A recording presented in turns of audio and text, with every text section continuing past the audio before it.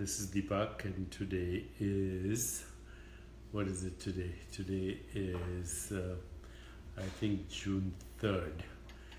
And no, maybe it's June 4th. Tell me what it is. What's the date today, please? So I know it's Sunday, and Sunday is June 4th.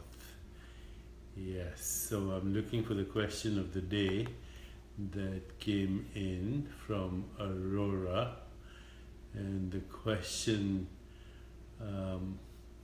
is somewhere on my computer, but as usual I can't find it. It has to do with synchronicity, so let me find it.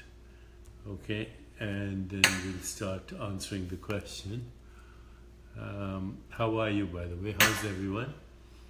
I hope all of you are good and having a good time despite all the turbulence in the world. So I did finally come to find the question here.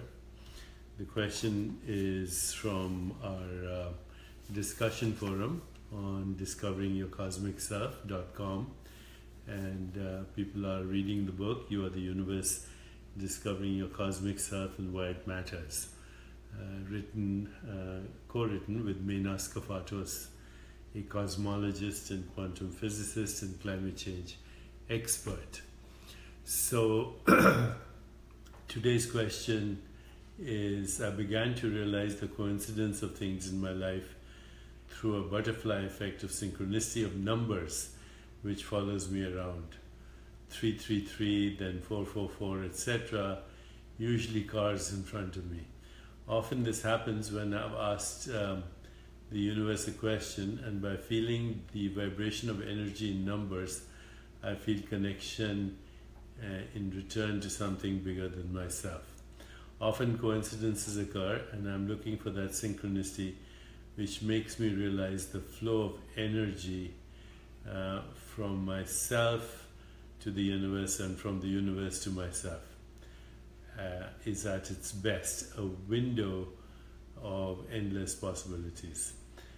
But why do we have coincidences in life? So that's the question, and some of what our friend Ziewatt, Ziewatt, says is pretty esoteric. That stuff about the numbers 333, 444, etc. But let's say there's some interesting insight there, what many people call omens, O-M-E-N-S. But let me go deeper into the nature of synchronicity and give you a flavor for what it really is, and also how to activate it, and also what the basis of synchronicity is in consciousness, in our cosmic consciousness. So let's do that. Okay, now remember that what we are saying here is not mainstream science. In fact, many mainstream science would say what I'm saying is bullshit, and I'm a pseudoscientist, etc., etc. And so, I've gotten used to that over the last 35-40 years. So, but do know that what I'm saying is, at least from the perspective of a physicalist scientist or somebody who's a materialist, this, what I'm going to say right now, is pseudoscience. Never mind, as long as it works in our life, right? And what is pseudoscience today could be science tomorrow, and what was science in 100 years ago, a lot of it is already pseudoscience today. So let's go beyond that, and then let's talk about what synchronicity is, what spontaneous fulfillment of desire is, what good luck is, etc. So over the years, I have talked to a lot of people who've had extraordinary accomplishments in their lives. They've been able to achieve really extraordinary things, and in fact, I have asked them what was the reason behind this. And many of them, almost all of them actually, will say one of the following. I was lucky, I happened to be in the right place at the right time. If they're religious, they may say God was on my side, or they might say it seemed a state of grace, or they may use words like there were many coincidences. And if they've kind of looked into this literature, they may use the word synchronicity or meaningful coincidence. Incidentally, this topic was one of great interest to Carl Jung, the Swiss psychologist, and his friend Wolfgang Pauli, who was a quantum physicist. So, you know, the topic has been in discussion through even the Western mainstream, or what was mainstream quantum physics at one time, although this is not of discussion right now in mainstream physics or science. Synchronicity only makes sense if your ontological primitive is consciousness. If matter is the ontological primitive, if matter is the ontological primitive, then objects are distinct entities, and they are separated from each other in space and time. So your materialistic classical paradigm does not explain synchronicity at all. But as we go deeper into the nature of reality, we also understand that this, even the writing on my shirt, they're all, connected as part of the energy field of the universe. And you and I are connected now as part of the electromagnetic field of the universe. So what seems separate perceptually is not separate energetically. There's a connection. Right now, my connection with you through the electromagnetic field is at the speed of light. But even that does not explain synchronicity. Synchronicity only is understood if your ontological primitive is consciousness, which is that consciousness is not only the fundamental ground of the universe. Consciousness, as Rupert Spira says, is that in which experience occurs, that in which experience is known, and out of which experience is made. And what we call objective reality is actually what we call the physical world, is actually an objectification of subjective experience. All we have is experience. All we have is experience, and all we have also is the knowing of experience. Right now you're having this experience, you know that you're having this experience. So those are the very most fundamental levels of activity in the universe, modes of knowing and experience in consciousness, which curves back within itself and creates everything that we then experience as space-time, energy, information, matter, and the world of causality, space-time and causality. So that is definitely the basis of Eastern wisdom traditions. There is only consciousness. It is experienced as thoughts and feelings, which we call the mind, as perceptions and sensations, which we call the body, and the physical universe. And so when we get to this level of being and existence, then, as I mentioned before, all is inseparable, all is synchronistic, all coincides with everything, coinciding, all coincides with everything, all is evolving, all is creative, all is inseparable, and everything here dwells in the proliferation of unpredictability, which is the basis of all creativity. And it is here that the power of intention resides. So when you look at the characteristics of synchronicity, then here are 9 things that are very clearly part of a synchronistic experience. First, it's a conspiracy of improbabilities. What you experience is not the ordinary experience of everyday life where cause, effect behave in a linear relationship. The relationship between events is a cause-effect relationship. So in synchronicity, it's a simultaneity of interdependent co-arising. And it is a surprise when it happens because it is not our usual experience. So we say it's a conspiracy of improbabilities. The second characteristic of synchronicity is that all the events that happen are connected to each other acausally, without cause, and the connection is through meaning or intention.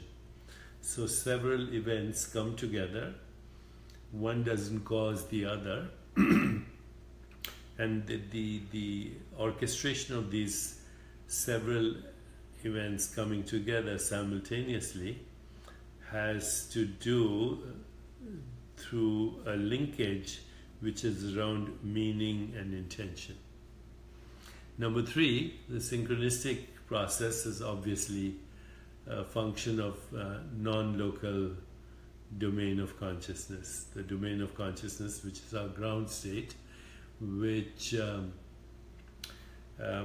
is all possibilities, which is not in space or time.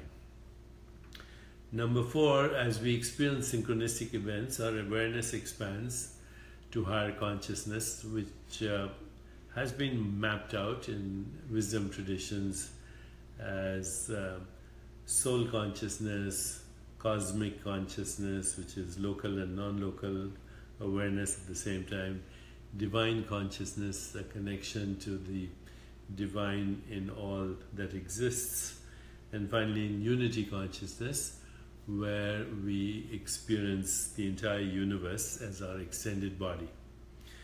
So synchronicity spontaneously moves us to higher states of consciousness.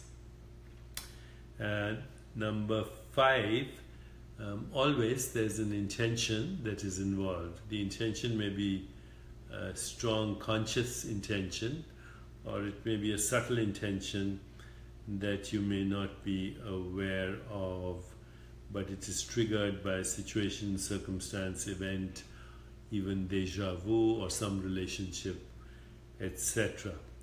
So intention is a key component of the synchronistic experience.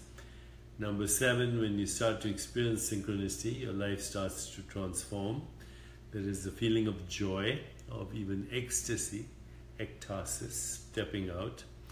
The purpose of meaning, the purpose and meaning of everything that is happening in your life becomes very clear. So I would say number 7 is ecstasis or ecstasy. Number 8 is the clarity of meaning and purpose. And number 9 is you feel one with all that is. So those are the characteristics. Now, I was looking at the Vedic literature, and there are some words that capture this very clearly. And I want to share them with you because these are 7 words that actually, if you keep in mind, mantras or whatever you want to call them, they will keep you in a non-local domain where synchronicity becomes a normal happening because it is the essential nature of the ground of the universe. The first Vedic phrase is Aham Brahmasmi. You can use it as a mantra or you can use it as a sutra. Aham Brahmasmi simply means I am the universe. Brahman is cosmic consciousness. Brahman is the physical universe, the projection of that cosmic consciousness as its experience of space-time and matter. The second mantra or phrase or sutra you want to use is Tattvamasi. You don't have to use all of these. Once in a while, one of these as part of your intention will do the work. So Tattvamasi, I am that, you are that, all this is that, that alone is. So that is pure consciousness. So ultimately, I am that, you are that, all this is that, that alone is. There's only consciousness. The third sutra, phrase, Sanskrit word you might want to think about is sankalp. Sankalp means subtle intention with detachment, subtle intention embedded into the field of consciousness. The fourth phrase you might want to remember is Sat Chit Ananda. Sat means truth, Chit is consciousness, Ananda, the state of eternal bliss, which is our ground state. So 1, 2, 3, 4. The fifth mantra, sutra word you want to remember is moksha, which means freedom, freedom from conditioned thinking, the hypnosis of social conditioning. The sixth is Shiva and Shakti, the harmonious interaction of elements and forces, both masculine and feminine, in your own being. So harmonizing the masculine, the feminine in your own being. And the seventh phrase that you might want to keep in mind is Ritam, Sanskrit phrase, which means rhythm. Actually, it's the origin of the word rhythm. The universe is a symphony and we are part of the symphony. In fact, there's a Vedic expression, Ritam Bhara Pragya. He whose mind is in alignment with the symphony of the cosmos. The symphony of the cosmos is all the rhythms of the cosmos as a result of all the planetary movements, which are regularities of experience, which we call natural laws, which are operating in the entire universe, and our body-mind is part of that, of course, and our biological rhythms are part of that, and we dance to this symphony, to this music. Our biology dances to it, even though we can't name the tune. So Ritam, symphony, music of the spheres. So when we are in alignment then with the forces and impulses and the elements of the cosmos, which we should be in our ground state, what interferes with that is the hypnosis of social conditioning, the conditioned mind, the opinions of others, and many, many things, that separate us at the level of feeling, thinking, and doing. And then having lost the memory of being, we experience the world of karma or cause-effect relationships and causality. But at the deepest level,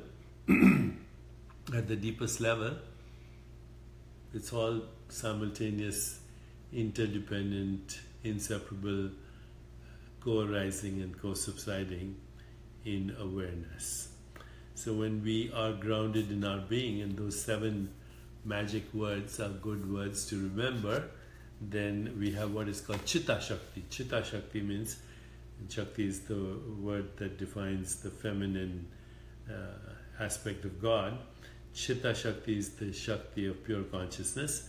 We also have Ichha Shakti. Ichha Shakti is the spontaneous fulfillment of desire. And Kriya Shakti, which means the right choices and the right actions without anticipation of response or without being burdened by memory. In other words, free of karma, Kriya Shakti. Therefore, there is effortless spontaneity, there is detachment, there is powerful intuition, there's absence of sense of separate self, the ego is in the background, there's aliveness and richness of experience in every moment, and there is joy and bliss and a connection to the divine.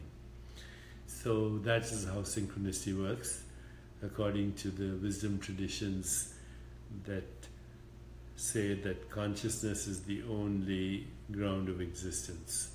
And also all manifestations of consciousness are in fact consciousness itself, Brahman and Brahmand, and hence back to the essential understanding of you are the universe, discovering your cosmic self and why it matters.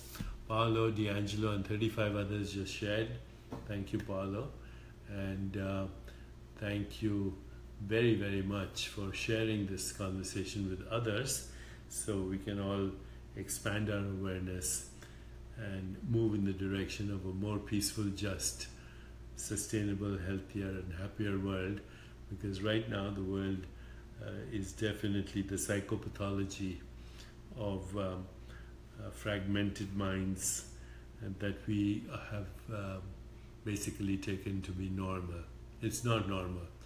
The world is not normal right now, and we can make it normal by, yes, choosing love. Because I always have a choice, I choose love. And what is love? Love is synchronicity. Love is inseparability. Love is the ultimate truth at the heart of the universe. Susan Blackman says hi from Atlanta. I was there yesterday doing a public television special on You Are the Universe. So I'm sure they're going to re-air it. If you missed it, then do check your local public television station. So let's harness the power of synchronicity by choosing love, because we always have a choice. Let's choose love. See you tomorrow.